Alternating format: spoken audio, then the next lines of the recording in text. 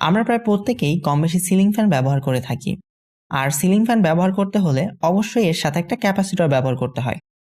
আমাদের আজকের ভিডিওর টপিক হচ্ছে সিলিং ফ্যানে কেন ক্যাপাসিটর ব্যবহার করা হয়, সিলিং ফ্যানের মধ্যে ক্যাপাসিটর আসলে কি কাজ করে, এবং 3 তার অথবা 4 তারের ফ্যানে কিভাবে ক্যাপাসিটর কানেকশন করতে হয়।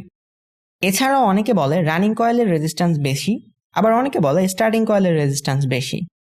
কেন এই মিসকনসেপশন তৈরি হয়, আজকের ভিডিওতে সেই বিষয়টাও ক্লিয়ার করার চেষ্টা করব ইনশাআল্লাহ। হ্যালো ভিউয়ার্স, আমি মোহাম্মদ তারিকুল ইসলাম রিয়ন এবং আপনারা দেখছেন ইঞ্জিনিয়ারিং টেকনোলজি। তো চলুন ভিডিওটি শুরু করা যাক। আমরা যে সিলিং ফ্যান ব্যবহার করি তা মূলত একটি সিঙ্গেল ফেজ ইন্ডাকশন মোটর। এর অর্থ হচ্ছে এই মোটরে শুধুমাত্র একটি ফেজ তার এবং একটি নিউট্রাল তার কানেক্ট করা হয়। সিলিং ফ্যানকে যদি আমরা খুলি তাহলে দেখা যাবে এর মধ্যে 2 ধরনের কয়েল থাকে। সাধারণত বাইরের কয়েলটা রানিং কয়েল এবং ভেতরের কয়েলটা স্টার্টিং কয়েল। এবার আমরা আলোচনা করব সিলিং ফ্যানে ক্যাপাসিটর কেন ব্যবহার করা হয়। সিঙ্গেল ফেজ লাইনে যখন পজিটিভ হাফ সাইকেল আসে তখন ফ্যানের মধ্যে এক ধরনের ম্যাগনেটিক ফিল্ড তৈরি হয়, যার ফলে মোটর যে কোনো একদিকে ঘুরতে চায়। আবার যখন নেগেটিভ হাফ সাইকেল আসে তখন বিপরীতমুখী চৌম্বক ক্ষেত্র বা ম্যাগনেটিক ফিল্ড তৈরি হয়, যার ফলে মোটর বিপরীত দিকে ঘুরতে চায়।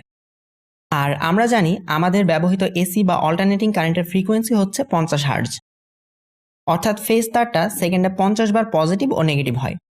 সেজন্য ফ্যানটাও বারবার তার ঘূর্ণায়ন দিক পরিবর্তন করে, ফলে ফ্যানটা কোনো দিকেই ঘুরতে না পেরে এক জায়গাতে স্থির হয়ে কাঁপতে থাকে। এই অবস্থায় কোনো কিছু দিয়ে যদি ফ্যানটাকে যে কোনো একদিকে ঘুরিয়ে দেওয়া যায় তাহলে ফ্যানটা সেই দিকেই ঘুরতে থাকবে।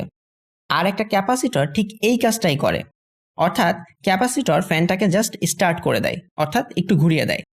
সিলিং ফ্যানের মূল ওয়াইন্ডিং হলো রানিং ওয়াইন্ডিং, কিন্তু শুধু রানিং ওয়াইন্ডিংয়ে একটা single phase induction motor self start হতে পারে না, কারণ যেহেতু সিঙ্গেল ফেজে বিদ্যুৎ বারবার তার দিক পরিবর্তন করে, সেজন্য এখানে একটা অল্টারনেটিং ম্যাগনেটিক ফিল্ড তৈরি হয়।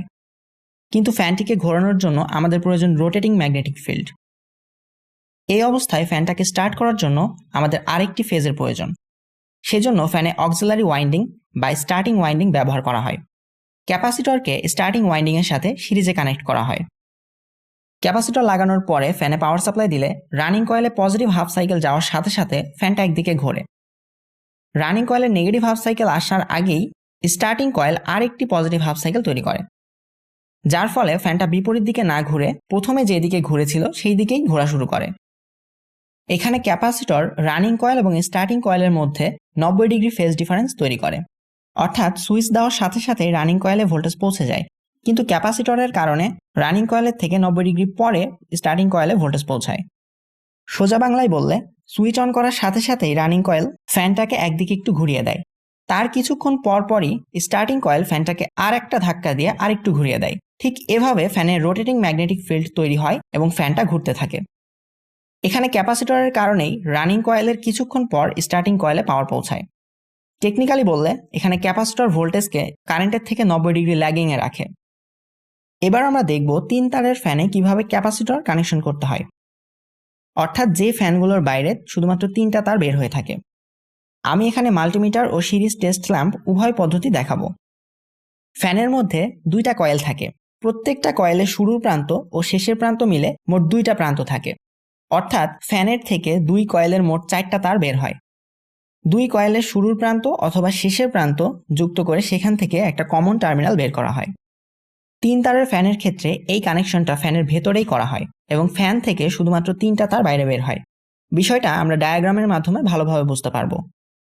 সাধারণত ফ্যানের উপরের স্লটে থাকে রানিং কয়েল আর নিচের স্লটে থাকে স্টার্টিং কয়েল। রানিং ও স্টার্টিং এর শুরুর প্রান্তটা বাইরে বের করা হয় এবং শেষের প্রান্ত একসাথে কানেকশন করে কমন টার্মিনাল হিসাবে বাইরে বের করা হয়।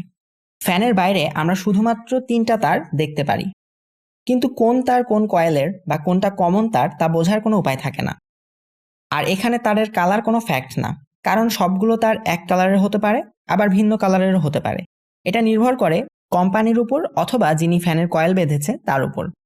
তাই ক্যাপাসিটর কানেকশন করার জন্য আমাদের প্রথমে কয়েলগুলোকে শনাক্ত করতে হবে। সেজন্য আমরা এখন কয়েলের রেজিস্ট্যান্স পরিমাপ করব। এখানে একটা কথা বলে রাখি, বর্তমানে সিলিং ফ্যানগুলোতে 2 কয়েলের একই গেজের তার ব্যবহার করা হয়, আর রানিং কয়েলের পাক সংখ্যা বেশি থাকে এবং স্টার্টিং কয়েলের পাক সংখ্যা কম থাকে। সেজন্য রানিং কয়েলের রেজিস্ট্যান্স বেশি দেখায় এবং স্টার্টিং কয়েলের রেজিস্ট্যান্স কম দেখায়। এখানে একটা প্রশ্ন আসতে পারে যে ভাইয়া আমি তো জানি রানিং কয়েলের রেজিস্ট্যান্স কম থাকে এবং স্টার্টিং কয়েলের রেজিস্ট্যান্স বেশি থাকে। ভিডিও শেষের দিকে এই বিষয়টা নিয়ে আলোচনা করা হয়েছে। মাল্টিমিটার দিয়ে কয়েল পরিমাপ করার জন্য প্রথমে মিটারটিকে ওহম মোডে সেট করে নিতে হবে। যদি অটো মিটার হয় তাহলে জাস্ট ওহম মোডে সেট করলেই হবে। আর যদি আমার মিটারের মতো মিটার হয় তাহলে আপনি 500 থেকে 2000 এর মধ্যে যে কোনো একটা ভ্যালু সিলেক্ট করতে পারেন। এখন প্রথমে আমাদের কমন টার্মিনাল খুঁজে বের করতে হবে। সাধারণত যেই দুই টার্মিনালে মিটারে সবচেয়ে বেশি রিডিং দেখাবে সেই দুই টার্মিনাল বাদে বাকি যে একটা তার থাকবে সেটা কমন টার্মিনাল। আমরা যে কোনো এক টার্মিনালে মিটারের একটি প্রোব ফিক্সড রেখে বাকি টার্মিনালগুলো পরিমাপ করব। এখানে লাল এবং নীল তারের মধ্যে রেজিস্ট্যান্স দেখাচ্ছে 345 ওহম, লাল এবং কালো তারের মধ্যে রেজিস্ট্যান্স দেখাচ্ছে 188 ওহম, আর কালো এবং নীল তারের মধ্যে রেজিস্ট্যান্স দেখাচ্ছে 157 ওহম। এবার আমরা যদি প্রাপ্ত রিডিংগুলোকে কম্পেয়ার করি তাহলে লাল এবং নীল তারের মধ্যে রেজিস্ট্যান্স সবচেয়ে বেশি পাবো, কারণ এখানে রানিং এবং স্টার্টিং কয়েল সিরিজে কানেক্ট করা থাকে। অর্থাৎ এখানে কালো তারটা হবে কমন টার্মিনাল। কমনের সাপেক্ষে যেহেতু লাল তারের রেজিস্ট্যান্স বেশি পেয়েছি তাই লাল তারটা হচ্ছে রানিং কয়েলের প্রান্ত, আর কমনের সাপেক্ষে নীল তারের রেজিস্ট্যান্স যেহেতু কম পেয়েছি তাই নীল তারটি হচ্ছে স্টার্টিং কয়েলের প্রান্ত। এবার যেই দুই তারের সবচেয়ে বেশি রেজিস্ট্যান্স পেয়েছিলাম সেই দুই তারের মধ্যে ক্যাপাসিটর লাগাতে হবে, অর্থাৎ রানিং এবং স্টার্টিং কয়েলের মধ্যে ক্যাপাসিটর লাগাতে হবে। ক্যাপাসিটর কানেকশন করার পর রানিং কয়েলের সাথে ফেজ তার কানেকশন দিতে হবে। যেহেতু এটা এসি কারেন্ট সেজন্য এখানে ফেজ তার অথবা নিউট্রাল তার যে কোনো একটা কানেকশন করা যায়, কোনো সমস্যা হবে না।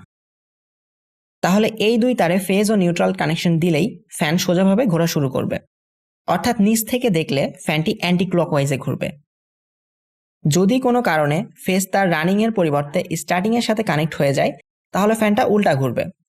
সেই ক্ষেত্রে শুধুমাত্র ফেজ তারটা স্টার্টিং কয়েল থেকে খুলে রানিং কয়েলের সাথে কানেকশন করে দিলেই ফ্যানটা আবার সোজা ঘুরবে। ফ্যানের ক্যাপাসিটরের সাথে মোট 3টা তার কানেক্ট হবে।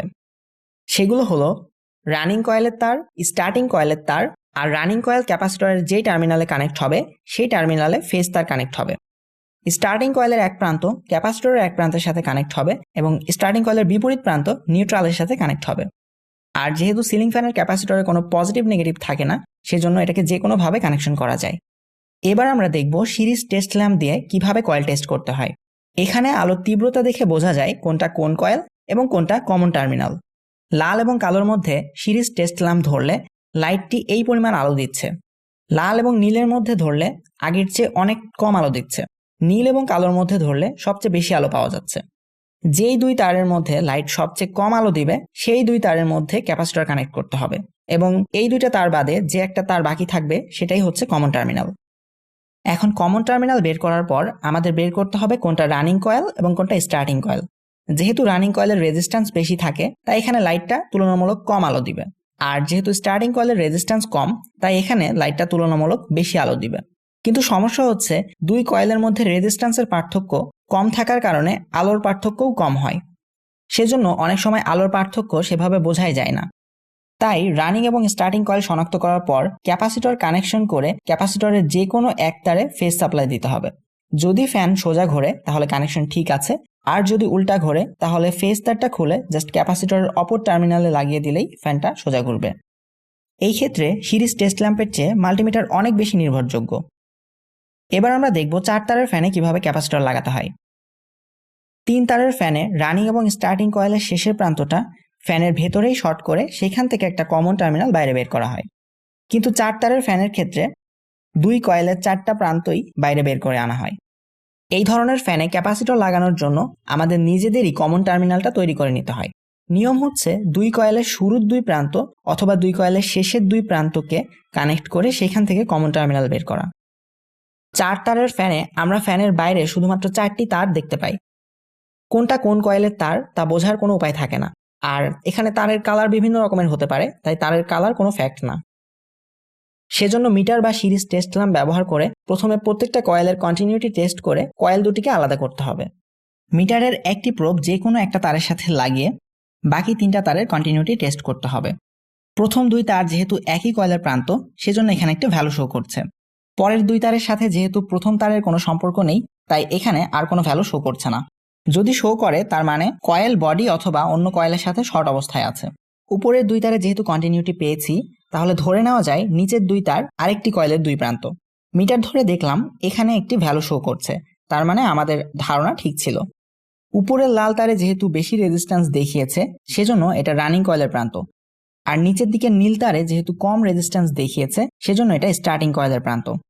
এবার আমাদের রানিং কয়েলের শুরুর প্রান্তের সাথে স্টার্টিং কয়েলের শুরুর প্রান্ত অথবা রানিং কয়েলের শেষের প্রান্তের সাথে স্টার্টিং কয়েলের শেষের প্রান্ত কানেক্ট করে সেইখান থেকে কমন টার্মিনাল বের করতে হবে। তারপর ঠিক 3 তারের ফ্যানের মতো করেই ক্যাপাসিটর কানেকশন করতে হবে এবং রানিং কয়েলের সাথে ফেজ তার কানেকশন করতে হবে। যেহেতু এটা এসি কারেন্ট তাই এখানে ফেজ অথবা নিউট্রাল যে কোনো একটা কানেকশন করা যাবে, কোনো সমস্যা নেই। এই অবস্থায় পাওয়ার সাপ্লাই দিলে ফ্যানটা সোজা ঘুরবে। কিন্তু সমস্যা হচ্ছে আমরা তো বাইরের তার দেখে বা মিটার দিয়ে মেপে বলতে পারবো না কোনটা কয়েলের শুরুর প্রান্ত আর কোনটা কয়েলের শেষের প্রান্ত। সেজন্য ভুলে এক কয়েলের শেষের প্রান্তের সাথে অপর কয়েলের শুরুর প্রান্ত কানেকশন হয়ে যেতে পারে, আবার এর বিপরীতটাও হতে পারে। এই অবস্থায় ফ্যান উল্টা ঘুরবে। 3 তারের ফ্যানের ক্ষেত্রে আমরা দেখলাম যে ফ্যান উল্টা ঘুরলে ফেজ তারটা ক্যাপাসিটরের বিপরীত প্রান্তে লাগিয়ে দিলেই ফ্যান আবার সোজা ঘুরছে।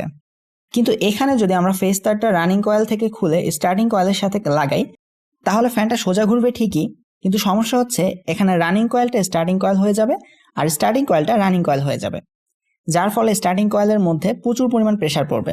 সেজন্য অল্প সময়ের মধ্যেই ফ্যানটা নষ্ট হয়ে যাবে। এই সমস্যা সমাধানের জন্য ক্যাপাসিটরের কানেকশন চেঞ্জ না করে কমন টার্মিনালটা চেঞ্জ করতে হবে।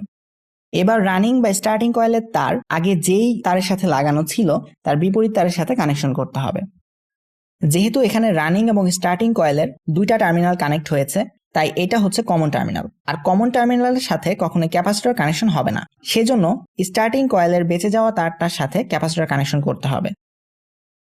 তাহলে উভয় কয়েলের শুরুর প্রান্ত ক্যাপাসিটরের সাথে এবং শেষের প্রান্ত কমনের সাথে কানেক্ট হয়ে সঠিক কানেকশন হবে। এবার পাওয়ার সাপ্লাই দিলে ফ্যানটা কোনো রকম সমস্যা ছাড়াই সোজা ঘুরবে। অনেকেই বলে রানিং কয়েলের রেজিস্ট্যান্স বেশি থাকে, আবার অনেকেই বলে স্টার্টিং কয়েলের রেজিস্ট্যান্স বেশি থাকে। আবার অনেকেই এই যুক্তির পক্ষে প্রমাণও দিতে পারে। তাহলে সঠিক কোনটা? আসলে দুটোই সঠিক। আগেকার যে ফ্যানগুলো ছিল সেগুলোতে রানিং কয়েলে মোটা তার ব্যবহার করা হতো এবং স্টার্টিং কয়েলে চিকন তার ব্যবহার করা হতো। আর আমরা জানি যে মোটা তারের রেজিস্ট্যান্স কম থাকে এবং চিকন তারের রেজিস্ট্যান্স বেশি থাকে। দুই রকম গেজের তার ব্যবহার করার কারণে আগেকার ফ্যানগুলোতে রানিং কয়েলের রেজিস্ট্যান্স কম হতো এবং স্টার্টিং কয়েলের রেজিস্ট্যান্স বেশি হতো। কিন্তু বর্তমানের ফ্যানগুলোতে উভয় কয়েলে একই গেজের তার ব্যবহার করা হয়। সেজন্য রানিং কয়েলে পাক সংখ্যা বেশি থাকার কারণে, অর্থাৎ তারের দৈর্ঘ্য বেশি থাকার কারণে এর রেজিস্ট্যান্স বেশি হয় এবং স্টার্টিং কয়েলের পাক সংখ্যা কম থাকার কারণে এর রেজিস্ট্যান্স কম হয়। তো এই ছিল আজকের ভিডিওটি ভালো লাগলে অবশ্যই একটা লাইক, কমেন্ট এবং চ্যানেলটি সাবস্ক্রাইব করে পাশে থাকা বেল আইকনটি অল করে দিন, যেন পরবর্তীতে আমার আপলোড দেওয়া প্রত্যেকটা ভিডিও সবার আগে আপনার কাছে পৌঁছে যায়। সবাই ভালো থাকবেন, সুস্থ থাকবেন। আল্লাহ হাফেজ।